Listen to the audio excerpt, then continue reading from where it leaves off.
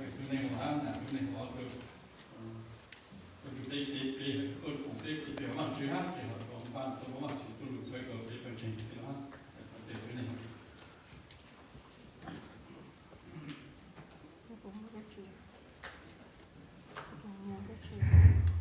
dùng sai cái người ta còn chỉ biết sự đó là sự tôi làm theo cái thằng mình thi để bên trên nó thì SG cái cũng tôi lại ta còn chỉ biết sự dùng sai cái người mong là mà giả cho người này đó cái tôi nói câu cái những thứ này mà ok thì sao mà sai cái sự để lúc mà anh cha ta mà như thế giờ tôi đã xem mà cho người này cái qua nào họ để bây giờ pass về là những cái cũng nó cũng sắp bị错了少难写 ok sau tôi cũng có thể tạo những vấn đề càng nào tôi cho để ta sao để YouTube là tôi sẽ tìm hiểu được sao phải sáng nay có sao để mình chỉ có xem quan đây biến hóa chỉ số là cho anh cái giờ biến hóa sẽ là cho nó DS chữ cái một là present hạ cái lúc cho nên sẽ là nó nói sự chữ cái tôi là mấy tôi S thì National Hong Kong Quest 2nhưng mà ở bên lúc chữ tiếng giờ hàng cho nên ha à hắn hay ta thì cái mà đi sẽ cho nó chỉ số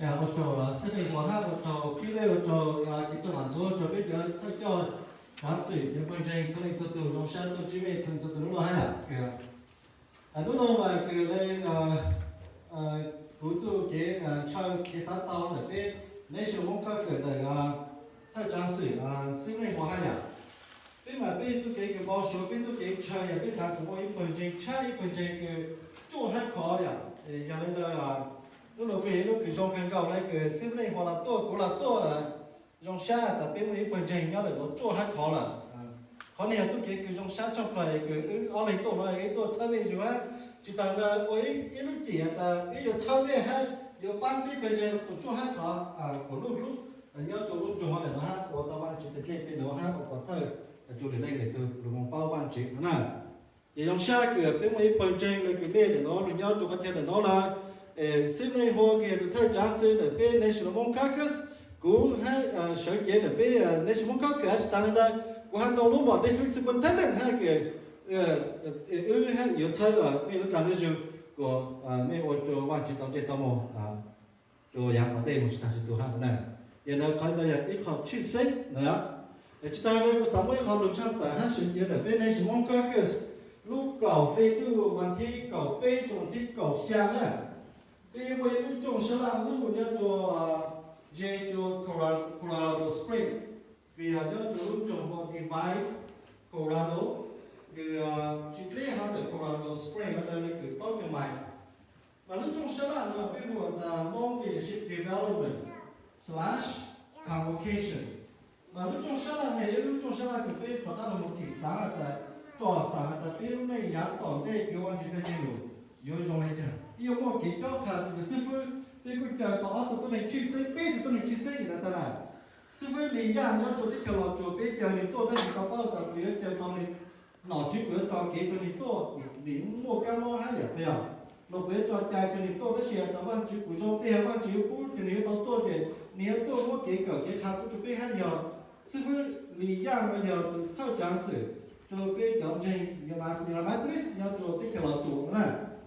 thì mấy bác thảo ăn chưa hết, rồi ăn chưa hết rồi kia hết, rồi chúng ta chưa chết thế, rồi hạt to to hết, thì nếu tôi biết từ mua cái cỡ cái khà cái chó khà cũng chụp bên, chúng ta lấy từ chia sẻ cái ở giờ bên mua ít từ bishop mà từ bishop nhớ cho lúc annual conference nhớ cho California hát Nevada nữa, nói giờ từ bishop cứ nhớ cho bên phần trên cái sai chỗ bên biết cho bên trên mà nhớ cho Fresno Sacramento, Marysville, Oroville nó tốt một xíu nữa.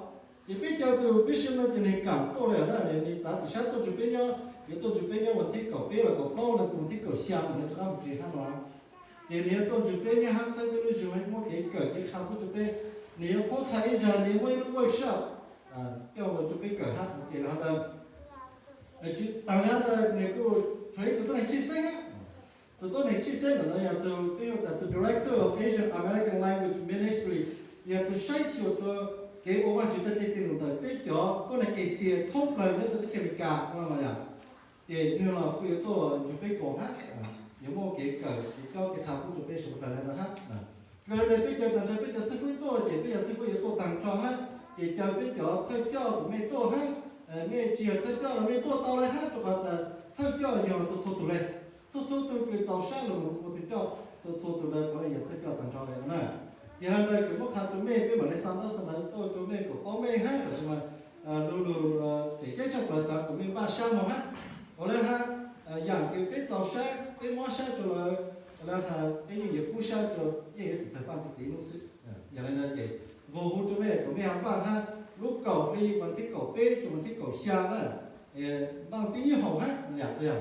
tôi cái chữ kỳ tôi cái ít của hát còn là sức nó giờ không cái biểu nhớ chẳng nó nhớ rằng là sự tôi cái nhớ hậu cái tàu cái tôi mấy tàu bằng mấy hát là này cái của để ha cái mấy bằng của sự của tàu tôi sao nhỉ ok thì cũng chẳng tới nó là sự khả năng chúng mình bao giờ tới chia sẻ của hắn là cái sở kiến ở bên đây số một cái để thay trang sự sự này hốt cái chơi du cái cho chúng mình là bây giờ chơi về lúc du ban mình là cái ban tàu cái我一考底还得被有车面感觉了，被没考口，我不做那本身，那么要一考个 B 的那本身咯，我忘记在电脑这样反正那个我叫一次网số也当时点了呀，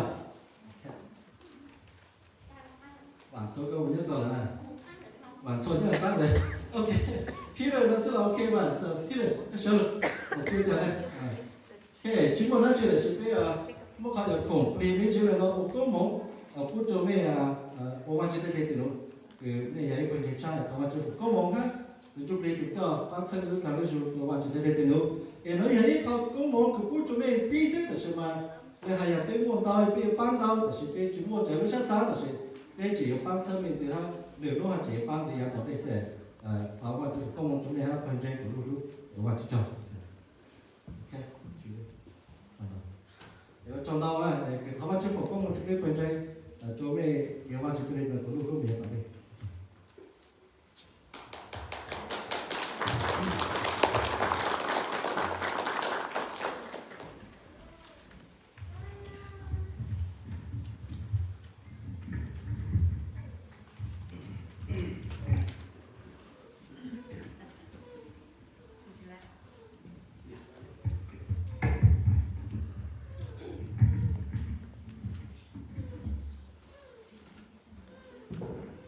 mình thôi thì còn mất trọ và lần này thì có sự vui gì của là gì của chỉ cờ họ nhớ trong lúc nào tạm biệt có điều chỉ là thì chỉ sáng nhớ lần này của nhớ chỉ tao đi sư nào thì là sư lòng và ý chỉ truyền bây cờ mà này của đây có cái chủ nhớ nó dám lo gì để thì chỉ cho rõ cái rồi này cho rõ là bên thể cái này cái cờ kia thì nhớ thì nó là cái này to cho rõ để thì này ai này là sư này làกูอีสิช่วยนี่มันกูชิ้นยาวน้อยเลยกูอยู่จุดสามหลักสิ่งนั้นเนี่ยจะสายได้ตรงเช้าเช้ากูเกี่ยวกับวันศุกร์ที่เดือนนี้ก็จะช่วยเลยกูตามวิชาแล้วก็ especially today our DS speaker is supposed to be preach but I told him that because you DS you will come visit church many times can you let me preach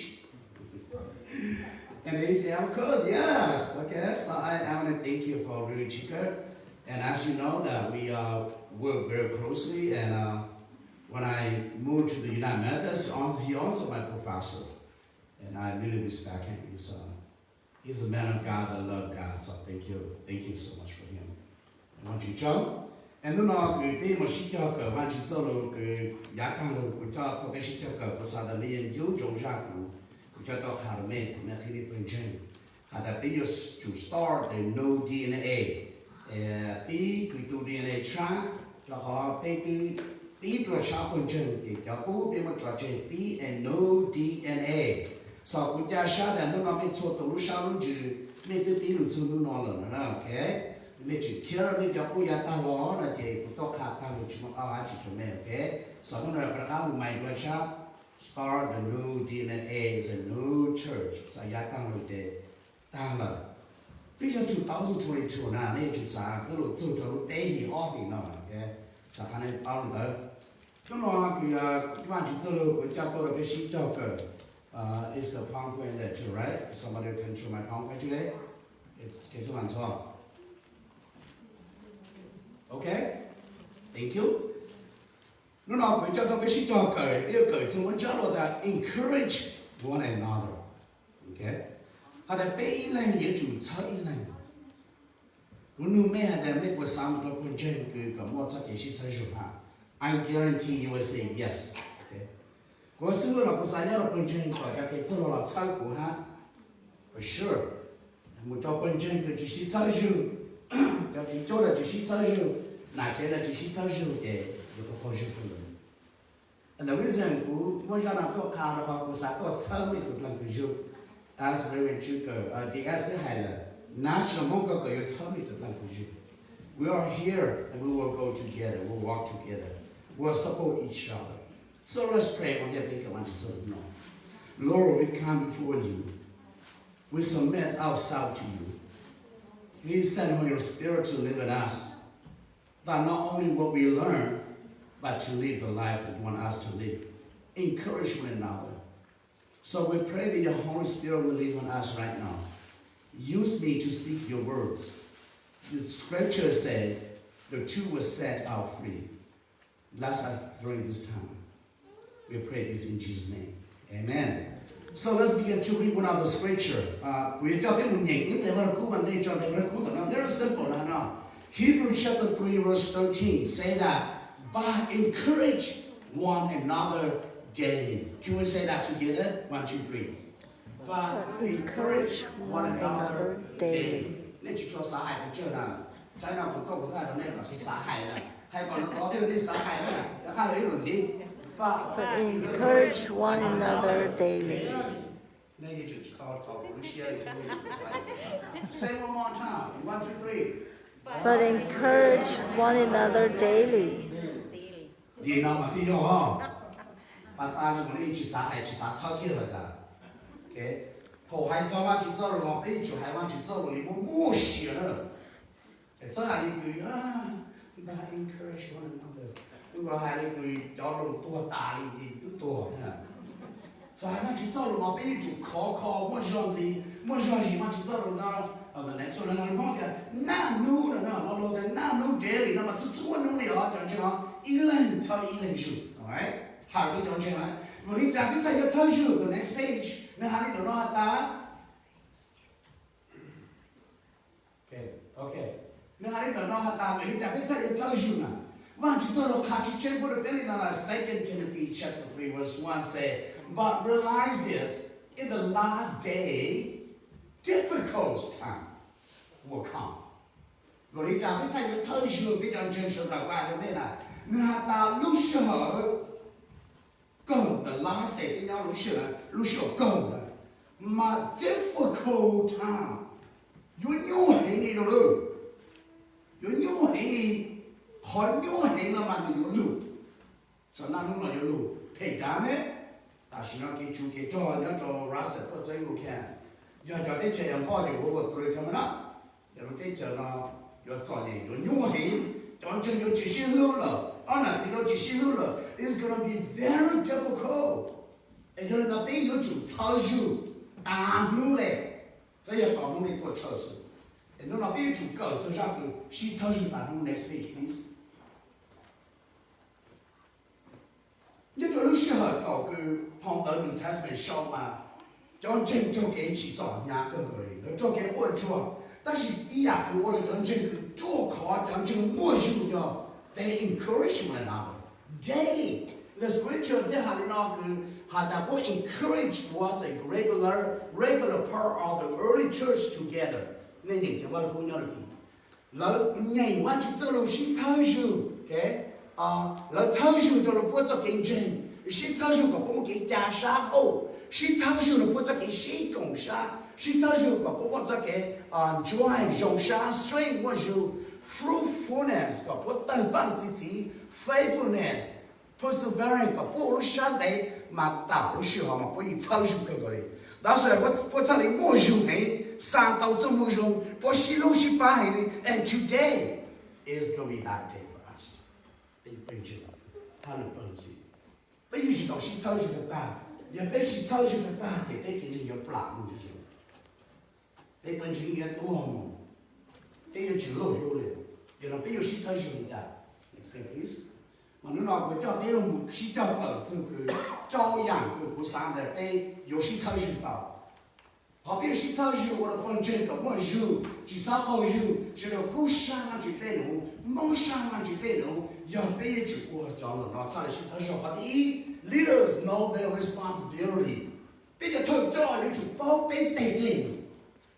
要被包被的内容，你要操本身是么的，人家老边个做的，leadership stop fighting。bây giờ thôi cho cả cái chỉ cho xin tổ đúng không để xin tổ là chỉ cho quả xin tổ ta sẽ phấn đấu xin tổ chú ý xin tổ giờ bây giờ thôi cho俺nói thì bây giờ ao siêu đi giờ bây giờ bọn nó chạy tới bây giờ mua siêu cân rồi đấy còn đi bé leaders of forgiving one another cho thôi cho cả cái xin giảng gì thì nó bé bằng chữ mua siêu này đi còn đi pro members of listening bé cho cái gì chỉ thôi cho là bé chủ lòng của luôn ha we have to glow, we are glowing spiritually.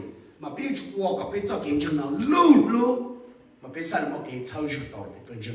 And lastly, thì họ câu như vậy là love one another. Để ý lên, yêu chủ ý lên. So biết sao nó cho được thì vấn đề là ta. Biết yêu sĩ thấu hiểu đó để trả cho thấu cho yêu chủ bao lời để cái nữa. Next page, please. Biết nhận mà chúng tôi có hay nào? Matthew chapter 5 verse 16, scripture said.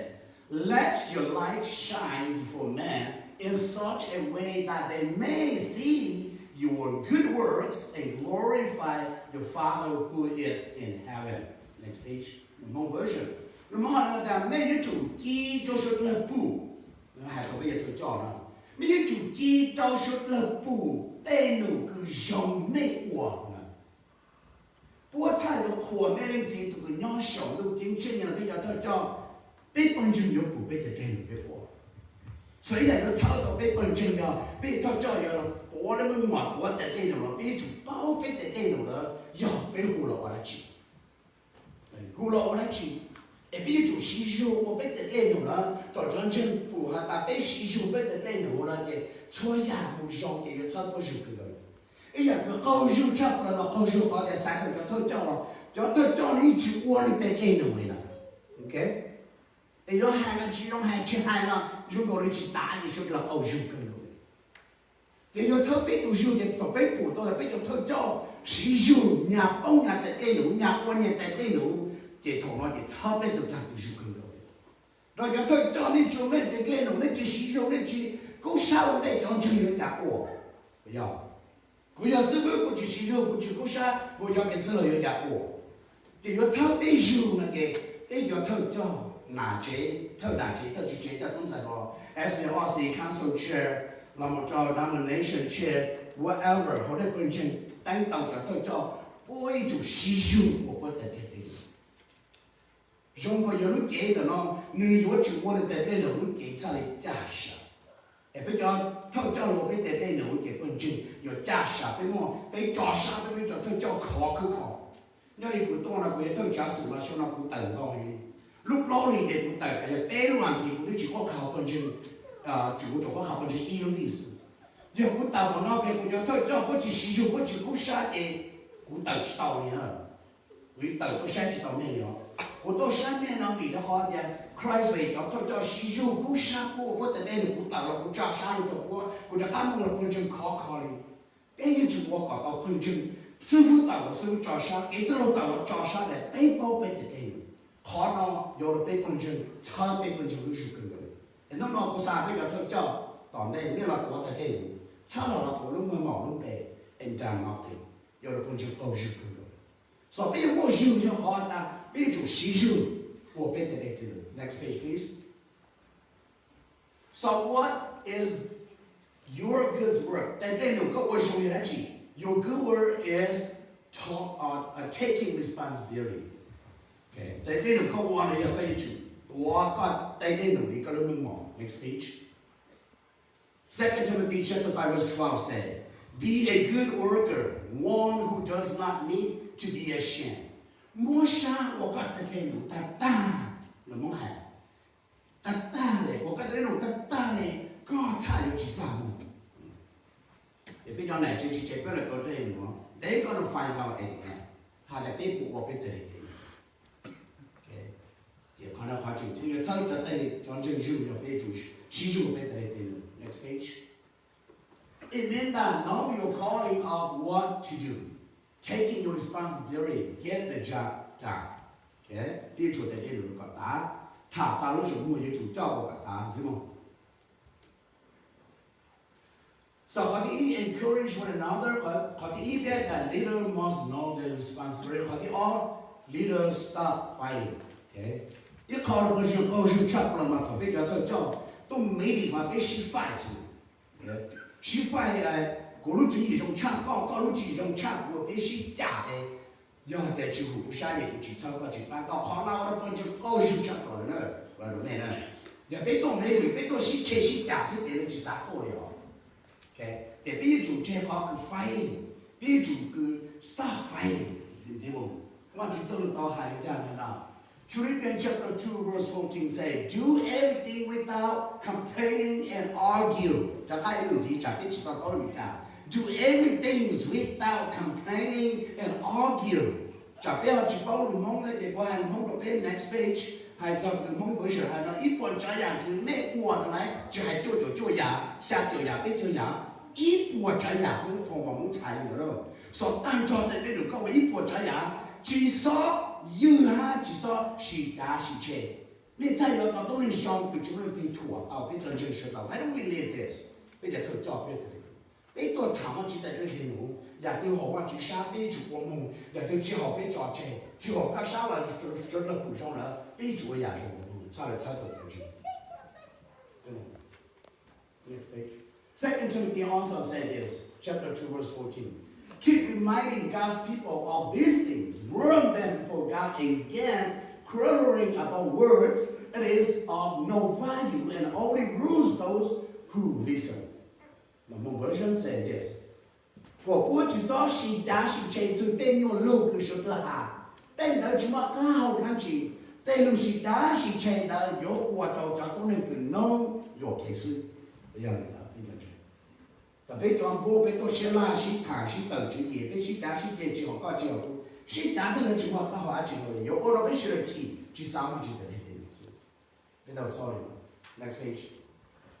So, but the leaders know their responsibility to judge forward the day. But all leaders are not fighting or stop fighting. They to job, which is all she fight. But the leaders are forgiving one another. They to job, they to she. Next page. So scriptures say this. Ephesians chapter 4 verse 32. Be kind and loving to each other. Forgive each other the same as God forgive you through Christ. The home version. Là nên là mấy chủ của sát lo sát rồi ý lần ha ý lần giả chỉ cho ý lần ý là mang chỉ tới giả chỉ cho mấy cho cùng chuyên nghiệp sự bảo là biết con chuyên bây giờ tôi cho cùng sai này có thể giờ biết chỉ是giả chỉ nữa biết chỉ是giả chỉ nhưng mà chỉ sợ là mang chỉ giả chỉ để thế ra để tôi hay sát để tôi hay chủ để tôi sát là biết chỉ是giả chỉ cho họ sống trong chân chân để muốn nhoi là muốn cho tôi nên chỉ giả chỉ sao có cho sao để có chỉ giả chỉ có tao một chân chân có chỉ bảo chỉ nhận đấy mà nó quốc gia để sử dụng chân chân cho tôi nên cứ dùng thế nào cho tôi là cái năng lượng sửa khó dùng biết trong đó biết chỉ sửa khó dùng biết thì tôi muốn dùng chân chân biết chân chân rồi especially bây giờ cho biết chỉ có cái chỉ giả chỉ để quan trọng câu dùng更多有的关键关键的别的叫别主不给一下 next page Matthew chapter 6, verse 14, 15 also say this. Yes, each to forgive other for the wrong they do to you. Yes, each to forgive others for the wrong, W-R-O-N-G-S, wrong they did to you. Then your Father in heaven will also forgive you wrong. But if you don't forgive others, then your Father in heaven will not forgive the wrong you do. The Hmong version say this. Mấy chủ sản chỉ cho tôi có chủ cho mẹ nữa nè, mà chỉ tao xài to thì chỉ tao có chủ. Nhưng tôi chủ cho mẹ nữa nè, cái mấy giả chỉ cho mẹ nè. Và có hà, mấy lần gì tôi cũng nhớ sống cái chân yếu giả cho mẹ. Đó là mấy chủ giả chỉ cho tôi có chủ cho mẹ. Mấy lần gì tôi cũng nhớ sống cái chân yếu chỉ giả chỉ cho mẹ. Ý giả ha. Cái chân chân. Cái nào nó một cái quan chỉ做了，còn là nhớ cho cái lúc xa, ý chủ chỉ giả chỉ. cái gì giả cái chỉ giả nó được có quan chỉ cái chỉ giả chỉ được ý à so cái gì chỉ giả so gì mong the next one so number 4 có tiếp long cứ bây giờ ở nhà bây giờ chơi đi lên chơi tới lên núi rừng giờ bây giờ chủ tàu cho tôi cho là gì này là bây giờ trên cái chủ nông quân members are listen bây giờ chủ cho bây giờ nông cho tôi cho luôn mà giờ chạy chủ ô số ha giờ bây giờ tôi cho chỉ cho chương trình nông luôn cái của ô số ha next page quan chỉ số là nha the scripture Hebrews chapter 13 verse 17 say this obey your leaders and submit to them hay nó bây giờ cho thì hay bây giờ cũng chỉ cho nó obey your leaders and submit to them for they are keeping watch over your souls as those who will have to give an account. Like them, do this with joy is not with groaning, for that would be of no advantage to you. The Hmong version say this: May you do no do cho thơ cứ sáng nè, ha or lale or ha. Bây giờ chúng ta có cái chuyện mua rượu, chỉ cho mua rượu để chúng nó có thể thôi. Và bất thà hắn ta bây giờ tôi tu chơi là cái này chỉ là tôi làm cho đấy chứ. Cho nên tôi chơi này thầu cơ yo, thật sự là hắn là thật sự là tôi rồi để lúc nó tôi trả chi là chỉ sao. Để biết chủ nó bố lu, bố đại biết ông ôn nó là biết chủ chỉ thắp đại trả, là tôi luôn bố tôi bổ sung là biết chủ này luôn bố bổ sung. Để biết chủ này nó mong biết sai bố cho cái lu biết sai bố cho cái sinh sản chủ của bạn chủ nó đấy. Đúng không? Giờ này nông bố lu bây giờ càng sang lu của bố thầy nữa. Giờ này chỉ nông bố lu bây giờ nhỏ sang bây giờ bán chỉ tao mẹ bảo đấy. Nếu mà chúng nông bố lu thì cũng guarantee cho mẹ lời ra mẹ sai cả tôi cho cũng chỉ cả lu qua đó và chúng mình guarantee. Có lúc thôi là chế cũng chỉ cái này chế tôi muốn chỉ một tu tôi đi. Của tôi chỉ chế của nó nói vô phá để của tôi nhưng chỉ một tu tôi đi. Lời ra mẹ sai của tôi chỉ chế thì bye bye. Nó sao của tôi là chế thì bye bye. Nó số 1.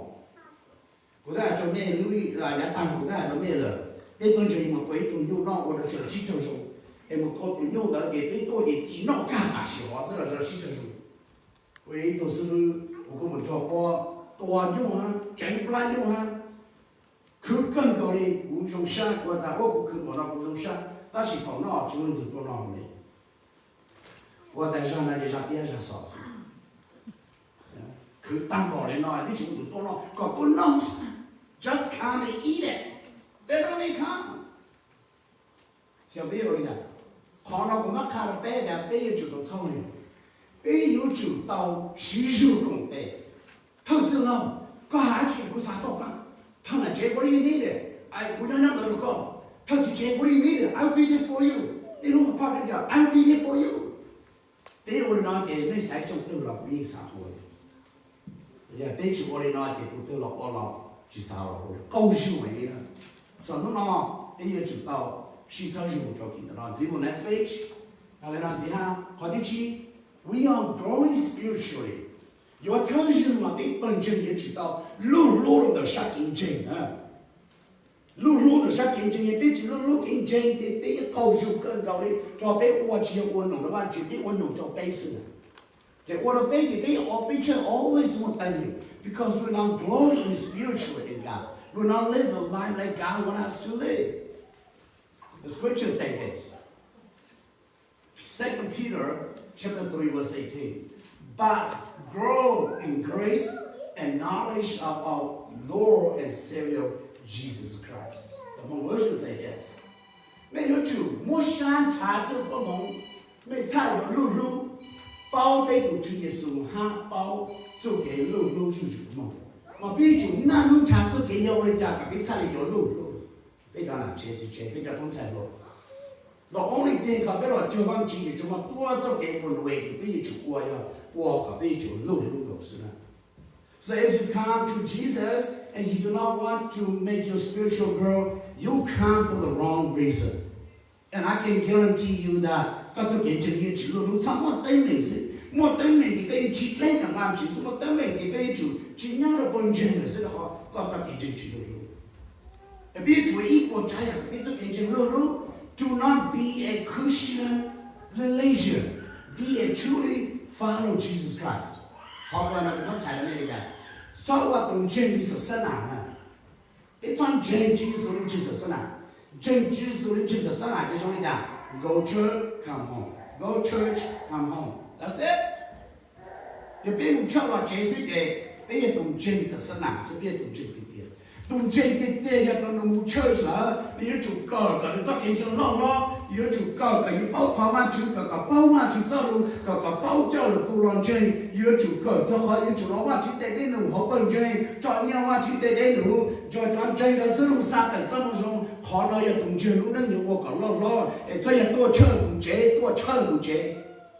要让你去包日本的，这到悄悄，哦，小老婆你咋个去包了哦？呀，所以我正话就来的，教我们是以夫妇的三个边路，边正吉祥，边做边正海洋路，正高雄海洋路没，正边正上嘛海洋路给你了大，但是边讲到边正上那高雄了，边到边正吉祥路里边是边正高，所以头边部落讲就路就多。叫你这个包完就走路多，你不需要干嘛就走路好吗？我们可以分清啊。那么个，我们不被责任多个，那么逃嘛就被责任多逃，也那么做波导的多逃，别人是能包的，你也当真理解告诉。So today change people's life. 别拿什么个个，别这么个，我路一里走路几里，为什么别个个单照了一路上？哎，就我讲成多个边，当然查到了就handle了，我就走了。你头边去包完就走了，别叫你别生养，别啥子给讨论了，或者别要报销跟过来。上边就到西九个边就变成了路，是吗 ？So Luke chapter 17 verse 5, the apostle said, "To the Lord, increase our faith, increase our faith." Long version say this. 叫底特还做耶稣还大，透过帮过被招山证子，呀，所以做见证人就我讲边，海洋我下工就把证子 ，increases our faith， 是吗？所以我哋就边做见证，啥哩有路，别讲正确了，别怎么学个，但是我讲别么啥哩嘛。Seven way to grow faith. One, to read the Bible. 别就故乡里面，我就做 ，study Bible。做啥个我就做了，慢就用个我就做了 ，pray 那能逃忘记 ，serving God 我忘记得那种忘记你多少 ，worship 都做真正白忘记用的嘛 ，fellowship 做真正都讲我给他 sharing your faith 你就他忘记做了就被带成带谁个拿做忘记，拿做做不着的其实，你就那弄 exercise 下呀那个被做见证。只要俾我一比较，俾我什么事，我讲到那单错俾事呢，让我哋俾闹忙，哎，侬对个就闹毛来对个就闹事，侬对个就嘛就那找个弄人来对，报事，是吗 ？Next page. So, 1 Peter chapter 2 verse 2 say this, like newborn infants long for the pure spiritual milk, that by it you may grow into salvation. 就是让我讲 grow into salvation. 你做的东西我们拉一些要拿你，佢要照顾你，老公的山就可以，要咩好照顾你的，你才要而且路上下地俾路子，你才要路上，好个要路上，我要做的东西要忙啦，对不对？要忙啦，的一些要拿你，那是我哋做下东西要保守更多的。到个么咪做你孬，你招了你去包的不招什么不孬，我招你的孬他对他的孬招了的人多了，自己个包的招了，为什么对你用那一时用孬叫过你，才到的被一时啥孬嘛就做，一时啥个嘛就做，要个一时那个刚有路上了，别讲真。So you wanna grow? You have to read the Word of God just like you drink, just like you eat it. And you know, long pero shabu ju, pe kushabu ne ya. Let's do the next one. Galatians chapter 5 verse 22. But the fruit of the Spirit is love, joy, peace, long suffering, gentleness, goodness, meekness, temperance. Against such, there is no law. The long reason I know.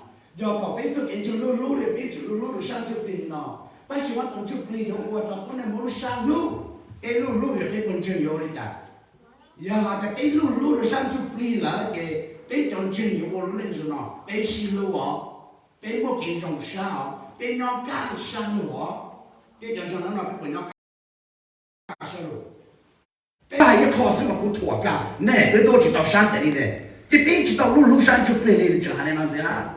让山老八路都喊的嘞，这到那这路我别去把那别去山老八那个才到的别老人真是别给着你去路了，你这里呢哈？我山长哪来？吉卡汀哪来？了啊，哈包住路山了，包住路山了。就对别没那个就是路诶，别嘛是车嘛，我当电机吼。讲过来就种到亚洲了，可能看的别个就慢慢住啊，别路上了。你那别看去路了，别怎么等了，还那哈，人就一直在个有自己的路了。然后别人嘛去走路，西上嘛去走路的，别路上别叫正叫到叫那这，别叫山有叫那正好的，别鸟干山路，别西路西八西草有路的，草就跟到了，那不正好，那不啥了哈，只要啥事我真的大好呢。Zimo, the next one 哪里咯？嗰啲就只有學佢個俾人點講 ？Love one another， 一人也只有一人的大，別人就不說那不殺，我叫你別說。The scripture say in the last day, love is source。嗰個頭那邊有個要的，做給西路嘅也就是呢，所以那邊部對苦難死了嘅就是呀，就西路了。Scripture in John chapter 5 verse 12 say, my command is this.Love one another as I love you.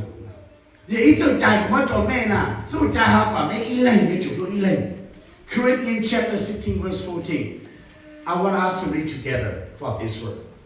1 Corinthians chapter 16 verse 14 said, Do everything in love. 一人是講到說啫。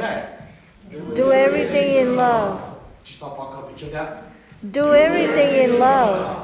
Now you are saying, I do everything in love. I do everything in love. 那還內了出大國，那還內了。So today we will do everything in love. I will do everything in love. My church, amen. 佢有我錯呀，在給路做個本質，no. I, not you, but I will do it. 1 Peter chapter 4 verse 8 say, above all.Love each other deeply. Love deeply. 那么能海呢？路多多的，我了，我猜过，我龙凤累了。哎呀，龙凤不了的，路多多的。哎，这路的点，路多多的，给路去路了。I love it. I do everything in love like Jesus loved me. Okay? Because love covers over a multitude of sin.比如说，这个路上不都给处了呢？没关系的哈。你讲你有来嘛？有点来，但是都有来嘛？不都只有来哦？呢，你都冇给处呢。要给路都是哪？你讲就是啦。要个路估计估做个草民去了，跟人路到估计去做自己个呢。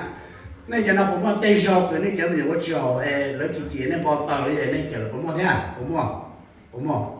你只揸地質啊，我哋你冇佢啦。但是都你講我炒的炒有些，佢要我哋家，而家老能見我陪我哋家咯，嗰叫你直接搞你做嘅陪的，嗰老能是啦。但同你生活到用你內嘛，哦喲，你估你嘅邊啊？用你內冇幫他同個多，老是啦。但是嘛，你老有你，有啦。也別講就也別視為話去做路嘅會 cover multitude of sins。也就是路的道路。Zimo, next one say. So 1 Corinthians chapter 13 verse 1 to 13 to summarize this, patience is what? Love. Again, love is patient. Patience is love. Yeah. 邊種講到什麼？給上帝你也給心路，給心路就給上帝，你能俾本身俾不心路，你說俾不着俾不得。被本准备不是路，被的是不是路了的？我上台了，也被本准备不上台，也被上台给才要被西路了。人家要报被本准，Christ，人家报点被西路只收那报告。，you know， họ nên bờ là người bao tại nên xin lỗi chỉ lúc của bao cơ, nên là nung nung xin này của xin lỗi, nên là nung nung xin cross này của xin lỗi, sao mà chỉ xin lỗi họ là love, thì họ cũng chỉ thì chấp nhận gì mà, next one, so let's evaluate,จะไปเช็คคือ本身的那种嚟講，你從第一步還是你要 check 過了，不能那麼 check 過到23天。Okay, next one. Check. Leaders of the responsibility. 被本身被偷照被了多被敵人被國被敵人，你從第六叫佢嘛，第四那基礎，被不國被敵人，也被去國的被本身要高手的，你真正的是啊。nó nằm ở đây tụi mình mở trong chung nhau cha trong chú ấy anh kinh nghiệm chỉ phải yêu cầu chú có đấy không leaders are not fighting bây giờ tôi cho bây giờ sĩ fight sĩ đấu sĩ trẻ á nên tôi bị định để bỏ lại họ ha giờ bây giờ họ thì bây giờ yêu cầu chú gì nữa so chỉ có cái ý sẽ chế được cái đó chứ leaders are forgive each other tôi cho也别只是让自己的，我们要好好要到公正公正。他的不老 leader 啊，他的不老 member of listening，要被讲真的不能不弄哈。你还得不得去，我这个不就是发一个讲能不弄下去哈？但是人家只能不弄没错哈，还有不弄那是被人家你就能不弄，你不能不弄，你不是说。nó tay ra, bên nó tay chỉ cả nào, bên nó tay ai, nó tay trò, nó bên trò sẽ sao. Cô sư phụ tay chỉ muốn ra sao đó còn mấy á. Thì nó bên tàu nó bên chỉ nó sẽ dạng gì. Cái giờ này nhà ra cái gì để chỉ nè, bây giờ trả sao rồi, chỉ cần nó chua rồi chứ, sao dạng gì cho nó. Cái gì forgive each other. Cái giờ chân biết chủ nó bây giờ theo cho luôn. Chỉ dựa bên dưới bên trên cả lúc nó nó, happy ilan. 要被我的那被 encourage 我的那的来做好那是被本身也不是的，所以他们去访问了被，他们去访问了被，所以在都讲那在乎，我说那能修，别人那边那能修，我能不变成那去，那去访问就那个那 ，thank you。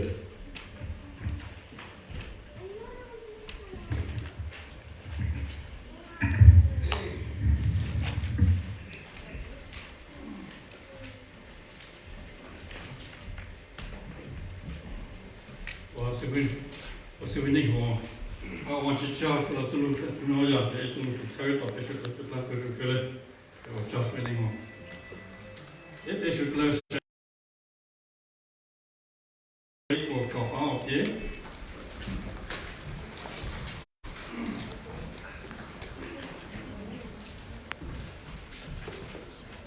我就怕着说太多。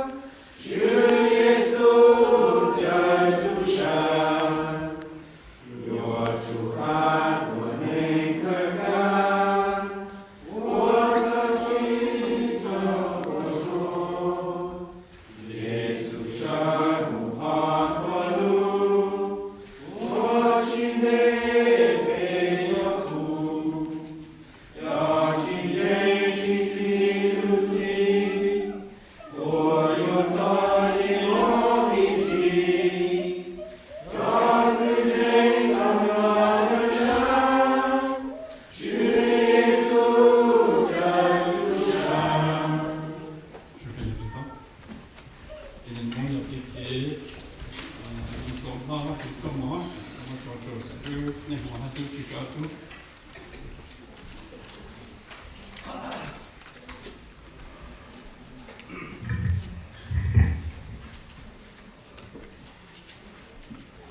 rồi chuẩn không dư gửi tiền lên trang có một cho nên cứ lúc hát chuông là văn chữ Giêsu có văn chữ Giêsu chủ chạy cái nhớ bây giờ cứ văn chữ hồ luôn chủ văn chữ còn cái lúc kế luôn chơi văn chữ Giêsu cho cứ cho tu kế cho cái tu kế ha cho cứ bao lúc này trả tu kế nho như pin cái nho siêu sinh cái siêu lúc cho là Giêsu hồ luôn cho nên lúc cộng này pro mỏ kia lúc trong mỏ cái bố chuẩn cho tới tí chuẩn thua từ cái chơi lúc đầu bây tàu dài nó chỉ sử trong mỏ ok ở đây biết dài nó chỉ sử trong mỏ mà mấy luôn luôn ó luôn cho cô ha biết mà dài nó ok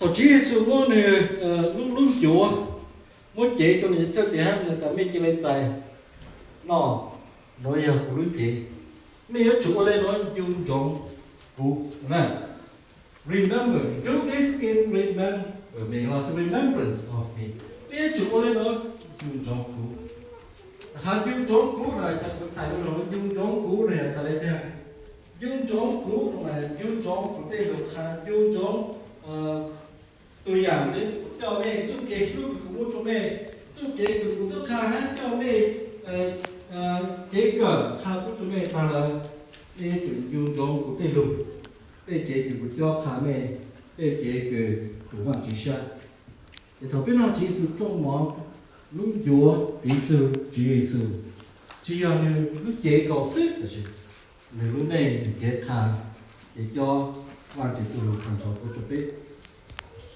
họ bây giờ tại lúc khó thì chế chữ mắt bây giờ tại mi tên tại mong hậu nó bây giờ tôi lúc cho chế chắc cái luận chúa cái cho cái chữ u chúa mình thành cho từ giờ này đây tôi cái cho lúc trái à mà thao cho lúc trái mà thầu bé học ít khó lệ giờ bé mua cái nào cái học bé học ít khó chở giờ ít khó chở chữ má mày chở chữ má mày ít khó chở chữ chỉ chính rồi à ít khó thì bé cho lúc cho cái phong cái sự lúc sự ba cái món sa cái chân cho khó này bây giờ thì thầu bé giải lúc khó nó là gì của bé nhiều ta đi mong đi cũng một tí chỉ cái chơi thầu có chỉ khó chở chỗ lên từ hậu có khác nữa hậu kia là mấy chỗ rồi kia mấy một số cái sử dụng sử ba sử sao sử dụng sát bây giờ giờ nên là biết là tài chỉ số khó chở người ta bây giờ khó chở lúc chở cho lúc chỉ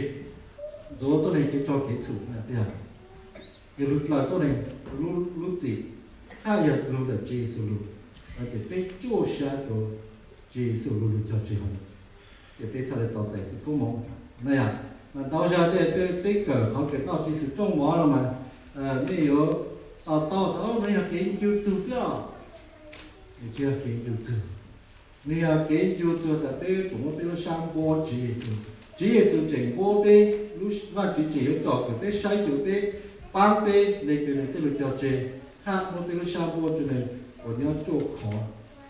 để cút để chờ chỉ lâu đấy không là chỉ lâu đấy ở trên sông cao là chỉ sự cho lên chàng thay cho cái lên chàng lúc sự cho biết là sự biết cho là học khát lên nó muốn chỗ là chỉ sự chỉ là chỉ lâu đấy tôi kể sự cho nó tôi kể sự ba sự sao mà chỉ bên nữa tôi kể cái chỉ sự nhau chủ đề nhau một thằng này thôi ra cái bên nó hết dài rồi giờ cái chỉ là điều tự dễ là gì mà cái thôi là ta để lấy tiền rồi cái vài chuyện nó cho chủ đề ha bây giờ cái chỉ cho dùng được bằng cho nó tăng được bây giờ chúng ta một cái dùng nó chỉ sử dụng thì đây thì cái nó chỉ sử dụng ok lấy ha nói rằng chỉ sử dụng chế lúc chúa kiểu mò kiểu chỉ sử dụng muốn được kê để lúc chế lúc bu tổ thành bây giờ cho cái sử dụng bu cho bây giờ là thế nếu mua ít lúc chúa lên nó cho lúc ha nếu muốn lúc chỗ lại chế cho nên cho thực tế nên hạt cho thực tế là mấy cái lấy dài nó nói là của lúc chế mua phụ cho mình tập cái quân nó mỏ ta lời nếu mỗi lúc khó thì khó của chỉ mang trong này nó hát nếu mà chú trong ta nếu muốn cho thực tế này dài hào nói rằng cũng du lịch cho chơi chắc nếu chủ này nó dùng cho cụ để cho luôn nó nhà chơi sự cho chơi cũng cho biết để chúng này sẽ này một số lúc khác là lúc sau biết lúc dù biết ở ngoài chúng ta lên nó một số lúc cái chơi sự để cho nó được để ở đây biết giải nó thì cũng có trong một trong đó sự biết là thằng anh chơi kề biết mà cho cũng ở hậu lên này là không phải cũng biết là biết thằng chơi kề và chuyện đó biết thở trời lúc khó chịu mà lúc vô nó bây giờ có tôi lúc chờ chị cũng cho biết và có lúc chị hát có chẳng chẳng có biết cho nên cho tôi cứ lúc dài là có有帮杯有侧杯có cho có tôi lúc chị có有副杯侧杯杯cho lúc cho có từ杯有弄个tôi lúc ở đây có khá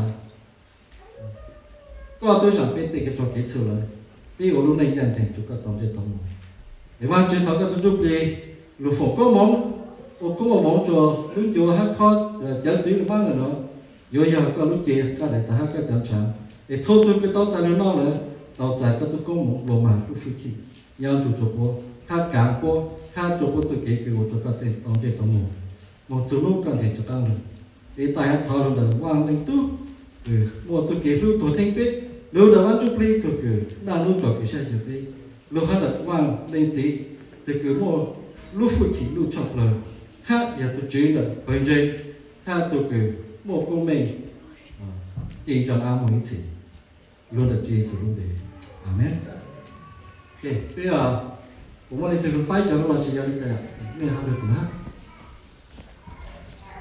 để nó lên trở được nó sẽ chỉ biết bao này biết bao gì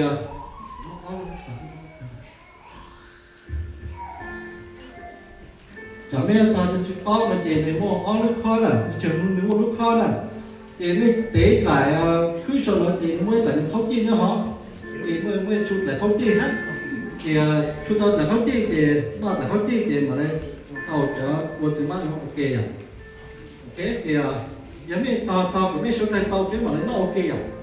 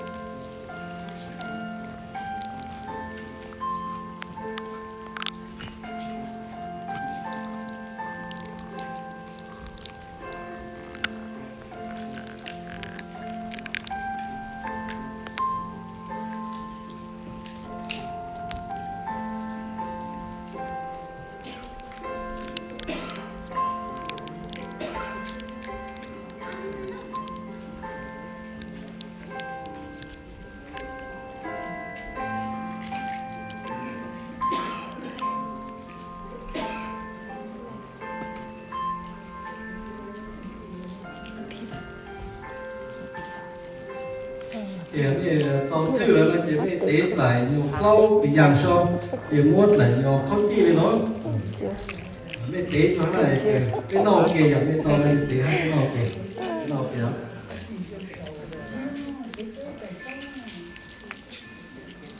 nếu để lại lâu cái sao sao rồi ha thì ô tô nó nếu một chỗ một chỉ bao nhiêu hút biết để ha để hậu kia đây là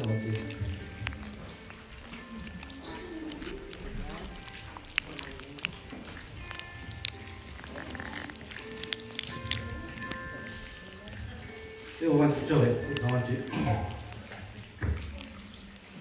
đây là lúc sau bạn chị cái chị mua tôi được cho chị nó lúa được cho chị phút cho chị và chị cho sao của tôi có yếu chọn cái bên sai xỉu bên một cốc một mẫu một lỗ phụ chỉ trồng bên tôi cái cho các chị có rằng thì cho bên là bên lúa dài là bên cho lúa là bên yếu một là cái sai nhà có từ lúc thằng từ lúc cái chuyện họ phải có một trong cái chuyện từ hà lấy từ hà một cái nhiều sáng suốt lớn rồi nói rằng không hiểu mong cái câu phụ của bên có gì chú kế chỉ càng sáng chú kế thì chỉ trong của bên tàu tại chú kế cái càng sáng cái chính trái họ phụ của bên gì cái một cái có cái gì cái chỉ lo cái của chúng cái tờ tờ cái cảnh sát lưu phi thì cái trò cảnh sát cái mong tăng gì họ cái trong công dụng của cái chuyện này đều là chỉ xử lý amen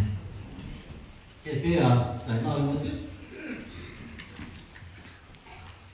nếu mà anh chị ta bây giờ nếu ban chủ Giêsu đã quyết định让路靠这样我们包的路到帕索嘛，也是比较特别的嘛，在到的也是我特别，被做见证嘛，被做见证，做我就一定攞去邊後嘅嘢，被做見證人，被嘢我嘅咩？路正主耶穌嘅道，我就多嚟路，又被主路聖路的，路的，有路的，才都是買啦。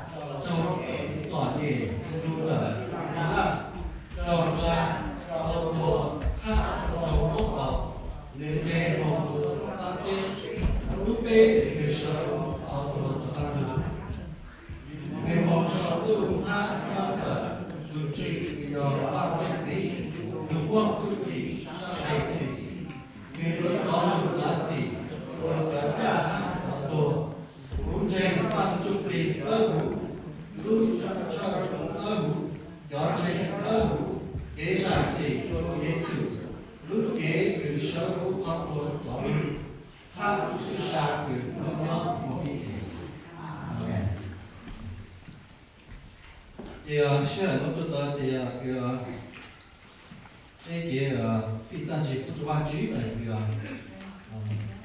là hai ban trí này muốn thì tôi có một chút bên này họ có một cái một cái chỗ vàng thì vàng chỉ từ cái chỗ tam tòa chỗ vàng thì đây để nó hát sao vàng thì đây là một lúc việc đó phải để chơi cho có hàng đến nhà mình có thể phi ta chỉ được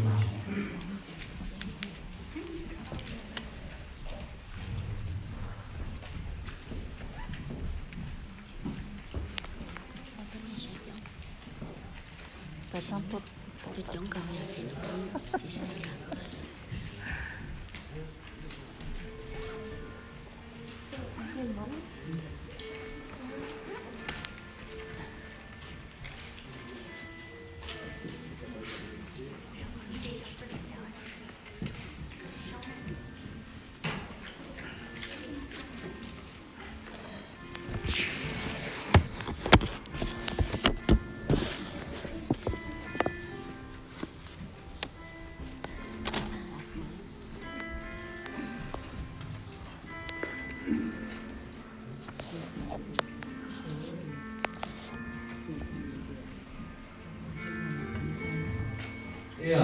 神主不告诉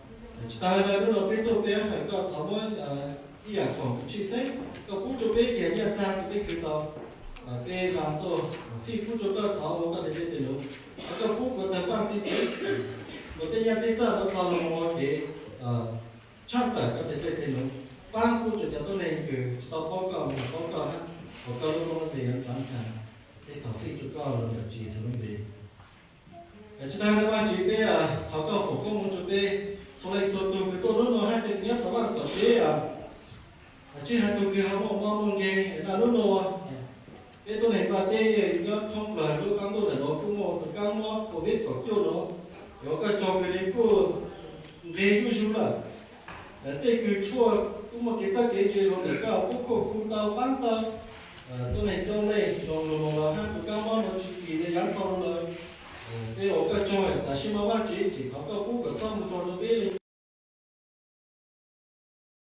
ở đây sẽ để tay cái món Covid nó là cho biết lên thì ha cái nhau sáng đấy ok cú chỉ tôi cho biết rồi sao cái cho tôi là biết lên thì không có cái nhau sáng chụp bởi vì dạng là cái họ có phục có một chỗ lên thì không có món thì dạng là cái họ có được ban được trả được cú cái có một phước chỉ tại cái món thế kia là của dạng của sản nhớ tao nó lên cao sáng nó có món họ không lên cái món thì trong món thì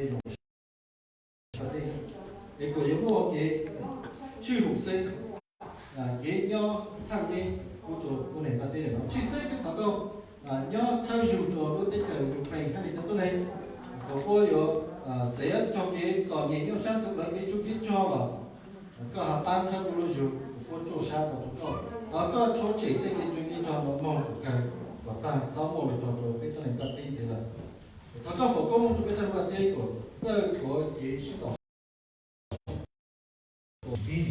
So very important we taking that for that. Okay. Thì bây giờ chúng ta đã có đầu cho chuyện đó just a couple of important things. Thứ hai, họ để next week tập án chỉ để học cái chữ để rồi tập án mỗi sáng after church next week để học được cái câu. Number 8 thì nhớ sau là youth coordinator. Okay. Thì last time thằng để sáng tao đi do volunteer được cho cái tổ đội là nhớ từ youth coordinator. Bây giờ ta lấy chuyện của John được all là sản volunteer được all được học cái ha để xuống cái phải dùng có chấm một từ gì để cho cô ha. Dĩ vong nó học từ Bible study options nếu mua bé học cả phần của họ cho bé phần trình nó sẽ cho cái một sáng ha để của ta cũng sẽ học từ là which topic thì John là fit trong cái schedule để sáng của bé một cả cái ha để xuống cái thằng like the basic people have grow spiritually. The Bible study lúc bây giờ cho phần trình cả cái nhóm hải là ngay Methodist Church nó có đi lúc đấy lý tu lúc đấy có有cả to Wesley to United Methodism có sáng là ở chỉ có cả phần cũ cho Tuesday đi học chỉ một bé chậm. This is English so có có hàng cả rồi được không có là nó sẽ là Number all the Revelation United Methodist Church thì cái phần gì nữa thì lúc đấy thì lúc thi tour cũng sau được cái là cái lúc tour thì lúc đấy thì lúc thi tour đấy được cả văn cũ nhớ đồ church nữa thì cho một cái theo thì sáng của số này ta có thể chụp cái trong mong đã thì the last one the national caucus only people who are virtual Bible study people evening là they will meet every 2 weeks they meet via Zoom they will meet ở chỗ ở trong rồi ta sẽ chỉ là sự liên hệ khác để ta lên cùng nhớ là mua Zoom đi lên cái gì khác để thảo rồi chúng ta sẽ phải liên hệ. Then lastly, or every Sunday, people fellowship, fellowship after church. We have to need to sign up and have snacks. We to sign up to shine people fellowship. They don't shine to the people volunteer. The snacks are the door.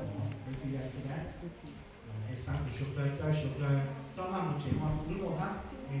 Trang tổng class nữa, xong mà chịu chuyện rồi một class đấy à, sai theo cái đó cũng nó có yêu cầu sự đây chỉ cần ý chí này, vì cho các quốc cái ý chí khủng này, sau một sau khi chúng ta dùng là ban chỉ là để ý chí khủng, phải biết lúc trang tổng, trong đó ban chỉ sự, thế ra cái bạn dùng cái chỉ cả hai là sử dụng sự của hai trong này, đấy, trong sáng là chỉ dùng, let's pray.